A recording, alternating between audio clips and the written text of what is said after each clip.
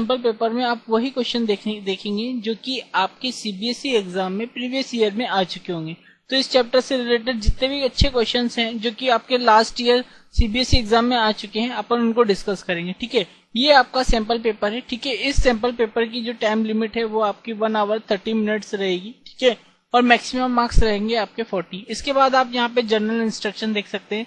General instruction जो होती है आपके सैंपल पेपर के पैटर्न को बताते हैं कि कौन सा क्वेश्चन कितने मार्क्स के को कैरी करता है, उसके बारे में आपको पता पड़ता है। ठीक है, जैसे कि क्वेश्चन नंबर 1 to लेके 6 तक आपके 1 मार्क्स के क्वेश्चन है। ठीक है, क्वेश्चन नंबर 7 to लेके आपके 12 तक आपके 2 मार्क्स के क्वेश्चन है। क्वेश्चन नंबर 13 to लेके आपके 14 तक जो है आपके 3 मार्क्स के क्वेश्चन है। क्वेश्चन नंबर 15 to 17 तक आपके जो है 5 मार्क्स के क्वेश्चन है। तो ये आपका एक जो है थियोरेटिकल बेस्ड सैंपल पेपर है। ठीक है, इसको आंसर करने के लिए आपको एग्जाम में जो है एक आंसर शीट प्रोवाइड की जाएगी, जो कि अपन आंसर शीट देख सकते हैं। तो ये स्टूडेंट्स आपकी ये आंसर शीट है। इसमें आप देख सकते हैं कि मैंने क्या है आंसर के साथ साथ क्वेश्चन को क्रॉप करके इनको अटैच कर रखा है, ताकि जब अपन क्वेश्चन को डिस्कस करें तो क्वेश्चन के साथ आंसर आपको देखने को मिले, तो आपको और अच्छे से समझ में आए। ठीक है, इसके अलावा आप यहाँ पे ये देख सकते हैं कि मैंने यहाँ पे मार्किंग भी लिख रखी है। ये आपको अपनी आंसर शीट में कहीं पे भी मेंशन नहीं करना है। ये स्टेप मार्किंग मैंने अकॉर्डिंग टू सीबीएसई एग्जाम के अकॉर्डिंग ही इसको यहाँ पे लिख रखा है, और आपको बता रखा है कि किसी क्वेश्चन के आंसर को कितना आप अटेम्प्ट करोगे तो आपको कितने मार्क्स वो है मिलेंगे। ठीक है, तो इस तरह से आपका ये आपका सैंपल पेपर की आंसर शीट है। आप यहाँ पे मार्जिन लाइन भी देख सकते हैं।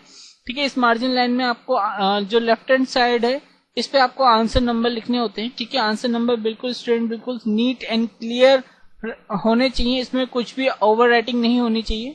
ठीक है, क्योंकि एग्जामिनर जब कॉपी चेक करता है तो वो मार्क्स डिसाइड करता है उसके आंसर नंबर पे। ठीक है, तो आपके आंसर नंबर बिल्कुल सही लिखे हुए होने चाहिए। इसके अलावा इस मार्जिन लाइन के राइट हैंड साइड पे आपका आंसर रीजन होता है। इस आंसर रीजन में आप जो है अपने आंसर लिखेंगे। ठीक है, इसके अलावा क्या है, अगर आपको आंसर लिखते वक्त अगर हो सकता है कुछ स्पेलिंग मिस्टेक हो जाए, कुछ सेंटेंस रॉन्ग हो जाए, तो आप एक सिंपल सी लाइन ड्रॉ करके उस सेंटेंस को उस वर्ड को जो है रॉन्ग कर सकते हैं, और जहां पे भी स्पेस आपको अवेलेबल हो आप वहां पे उसको नीट एंड क्लीन आप स्पेलिंग या सेंटेंस पूरा लिख के उस आंसर को कंप्लीट कर सकते हैं। ठीक है, अब यहाँ पे आप देख सकते हैं कि यहाँ पे मैंने कहीं पे भी व्हाइटनर यूज नहीं करना है। ठीक है, तो स्टूडेंट्स आपको कहीं पे भी आपकी कुछ कट जाए या काटा पीटी से आपकी आंसर शीट डर्टी हो जाए तो आपको कहीं पे भी व्हाइटनर यूज नहीं करना है, क्योंकि सीबीएसई एग्जाम की आंसर शीट में आपको कभी भी व्हाइटनर यूज नहीं करना होता है। ठीक है, तो आप इस बात का ध्यान रखेंगे और अपने आंसर शीट को जो है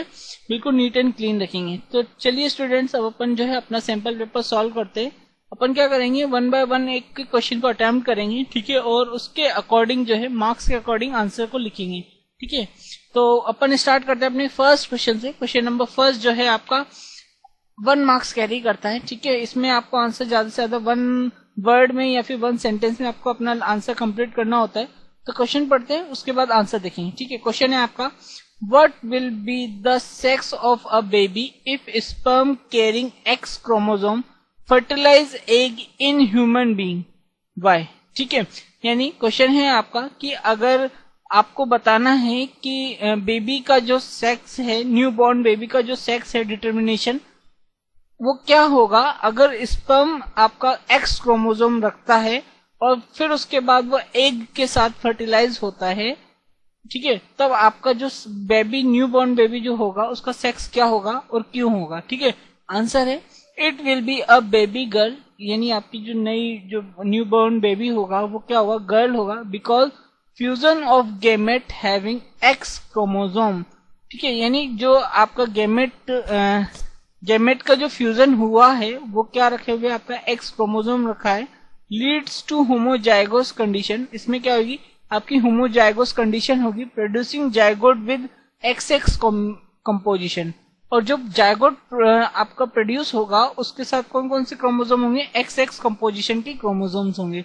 तो ये क्या आपका क्रिएट करेंगे, जो न्यू बॉर्न बेबी है वो आपका गर्ल होगा। ठीक है, तो इसका आंसर आपका कंप्लीट होता है और इसके लिए 1 मार्क्स जो सेंड किए गए थे वो आपको मिल जाएंगे। ठीक है, अब हम लोग स्टूडेंट्स क्वेश्चन नंबर 2 की बात करेंगे। क्वेश्चन नंबर 2 जो है आपका 1 मार्क्स कैरी करता है, और पहले क्वेश्चन रीड करते हैं उसका आंसर देखेंगे। ठीक है, क्वेश्चन है आपका, how are fossils helpful in developing evolutionary relationship. ठीक है, क्वेश्चन है आपका, कि आपके फोसिल्स जो होते हैं वो इवोल्यूशनरी रिलेशनशिप डेवलप करने में किस तरह से हेल्पफुल होते हैं, यानी किस तरह से वो मददगार होते हैं। ठीक है, तो आंसर है fossils form a connecting links between groups of organism. ठीक है, फॉसिल्स क्या क्रिएट करते हैं, एक कनेक्टिंग लिंक्स क्रिएट करते हैं या बनाते हैं, जिससे कि क्या होता है कि ऑर्गेनिज्म के जो ग्रुप होते हैं उनके बीच में किस तरह से डेवलपमेंट हुआ था, किसके बाद किसका डेवलपमेंट हुआ था और उनमें क्या क्या वेरिएशन आए थे। तो फॉसिल्स ये बताते हैं कि आपके ग्रुप्स जो ऑर्गेनिज्म के ग्रुप होते हैं उनके बीच में किस तरह का रिलेशनशिप है, इसके बाद कौन डेवलप हुआ था। ठीक है, तो इस तरह से एक कनेक्टिंग लिंक्स फॉर्म करते हैं। अब हम लोग स्टूडेंट क्वेश्चन नंबर 3 की बात करेंगे। क्वेश्चन नंबर 3 जो है आपका 1 मार्क्स कैरी करता है। पहले अपन क्वेश्चन रीड करेंगे फिर उसका आंसर देखेंगे। ठीक है, क्वेश्चन है आपका कैट्स पो यानी बिल्ली का जो पंजा होता है, ह्यूमंस हैंड यानी मानवों का जो हाथ होता है, एंड हॉर्स लेग और जो घोड़े के पैर होते हैं, आर दीज ऑर्गन्स होमोलोगस और एनालोगस। ठीक है, यानी जो आपको ये एग्जांपल दिए गए हैं ये आपके जो ऑर्गन्स हैं ये कैसे हैं, होमोलोगस हैं या फिर एनालोगस हैं। इनमें से आपको बताना है कि दोनों में से कौन से आपके ऑर्गन्स हैं। ठीक है, गिव रीजन, आपको इनके साथ साथ रीजन भी देना है। तो आंसर देखते हैं अपन, दे आर होमोलोगस ऑर्गन्स। ठीक है, ये कैसे हुए ऑर्गन्स है, होमोलोगस ऑर्गन्स है, as they are of same origin performing different function. ठीक है, क्योंकि ये ऑर्गन जो है आपके होमोलोगस ऑर्गन, इनके ओरिजिन सेम होते हैं बट फंक्शन जो होते हैं इनके डिफरेंट होते हैं। Origin is form modified. इसका मतलब ये है कि होमोलोगस ऑर्गन के जो ओरिजिन है वो उनके अंदर वेरिएशन आते आते वो इतने मॉडिफाई हो गए हैं कि उनके फंक्शन क्या हो गए, डिफरेंट हो गए हैं। ठीक है, तो इस तरह से आपका क्वेश्चन नंबर 3 जो है कंप्लीट होता है और इसके लिए जो 1 मार्क्स असाइन किए गए थे वो आपको मिल जाएंगे। अब अपन बात करते हैं क्वेश्चन नंबर 4 की। क्वेश्चन नंबर 4 आपका 1 मार्क्स कैरी करता है। क्वेश्चन है आपका व्हाट इज हेरिडिटी। हेरिडिटी क्या होता है, आंसर है heredity refers to the transmission of the characters और traits from parents to their offsprings. ठीक है, यानी हेरिडिटी क्या होता है, आपके किसी कैरेक्टर का ट्रेड या फिर ट्रेड्स का पेरेंट्स से ऑफ स्प्रिंग में चले जाना, ये होता है आपका हेरिडिटी। ओके, तो इस तरह से आपका ये क्वेश्चन का आंसर कंप्लीट होता है और 1 मार्क्स जो असाइन किए गए थे आपको मिल जाएंगे। ठीक है, अब अपन बात करते हैं क्वेश्चन नंबर 5 की। ये भी आपको 1 मार्क्स कैरी करता है। Name the plant on which Mendel's perform his experiment, यानी आपको उस प्लांट का नाम बताना है जिसपे मेंडल्स ने जो है एक्सपेरिमेंट, अपने एक्सपेरिमेंट को परफॉर्म किया था। वो क्या था आपका, गार्डन पी था। ठीक है, पिसम सेटिवियम जो इसका नेम है। ठीक है, ये आपका गार्डन पी का प्लांट था जिसपे मेंडल्स ने परफॉर्म किया थे अपने एक्सपेरिमेंट। ठीक है, तो आपका आंसर कंप्लीट होता है, 1 मार्क्स साइन किए गए थे वो आपको मिल जाएंगे। ठीक है, अब अपन बात करते हैं क्वेश्चन नंबर 6 की। क्वेश्चन नंबर 6 भी 1 मार्क्स का है। Define a gene. जीन क्या होता है ये आपको डिफाइन करना है। आंसर है gene is small segment of DNA on a chromosome occupying specific position. ठीक है, जीन क्या होते हैं, एक डीएनए के स्मॉल सेगमेंट होते हैं।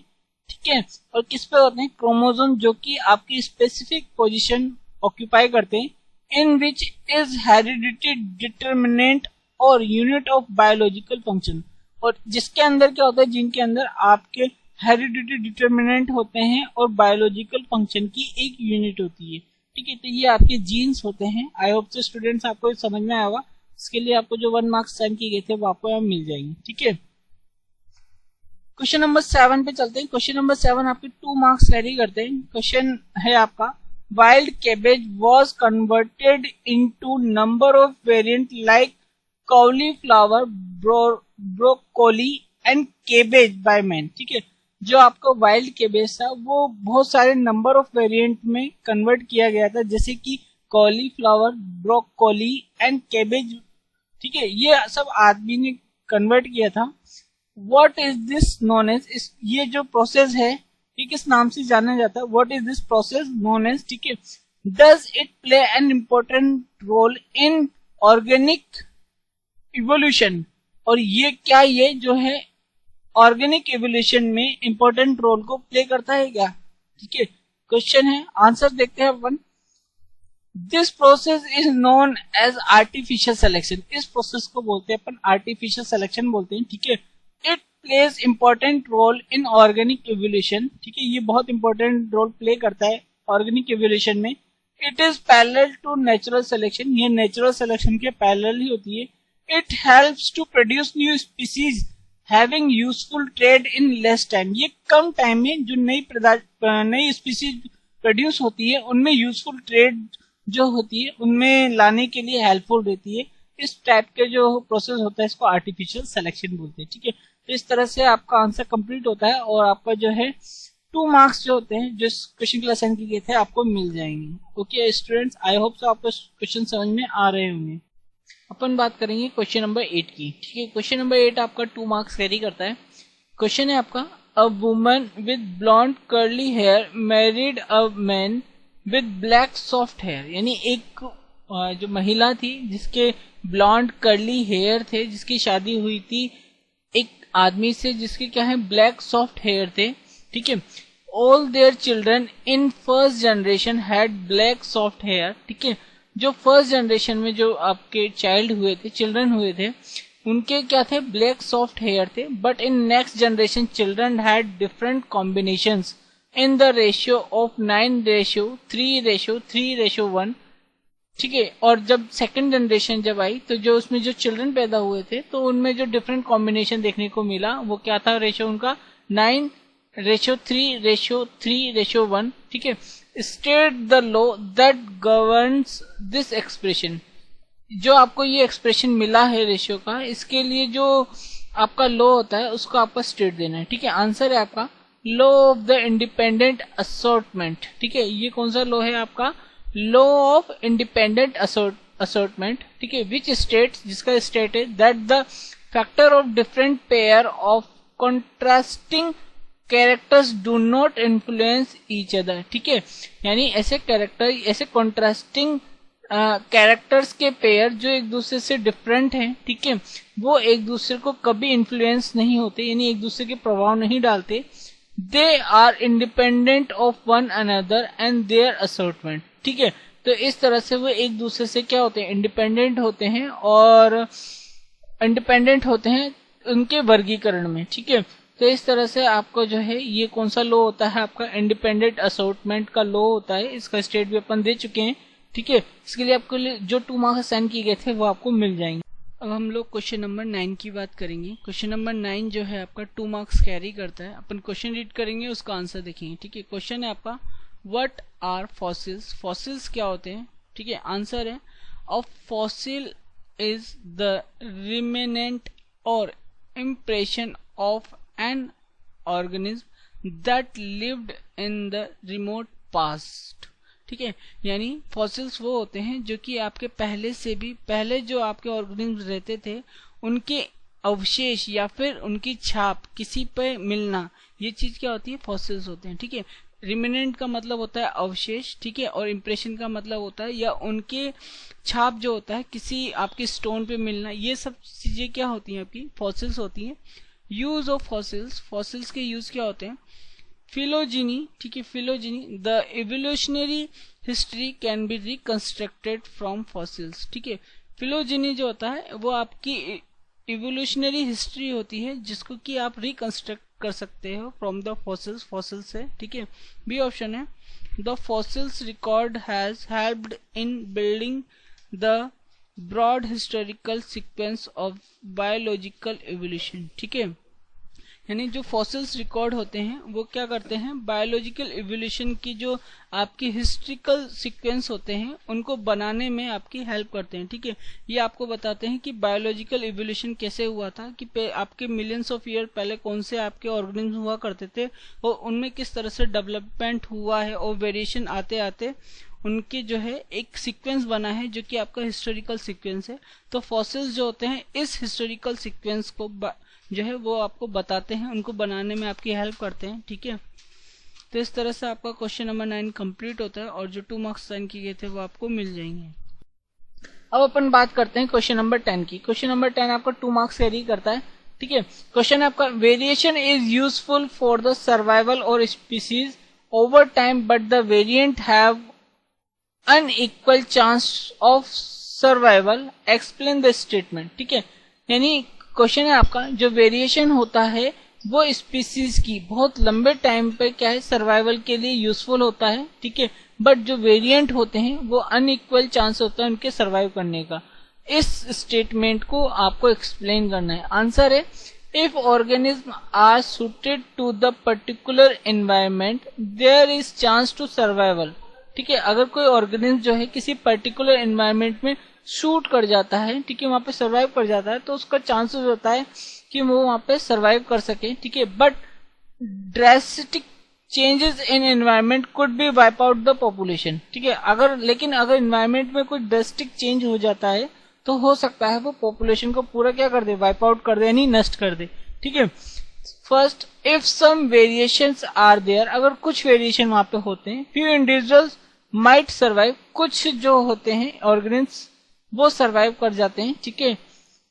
Second, depending on the whether the variation are useful to change the environment, ठीक है, यानी ये वेदर पे भी डिपेंड करता है कि वेरिएशन जो होते हैं वो यूजफुल होते हैं एनवायरमेंट की चेंज करने में। Some variant survive where is other do not, कुछ वेरिएंट सर्वाइव कर जाते हैं और कुछ नहीं कर पाते हैं, ठीक है।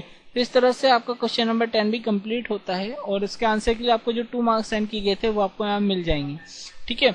अपन बात करते हैं क्वेश्चन नंबर 11 की। यहाँ ये भी आपका 2 मार्क्स कैरी करता है। क्वेश्चन है, can geographical isolation leads to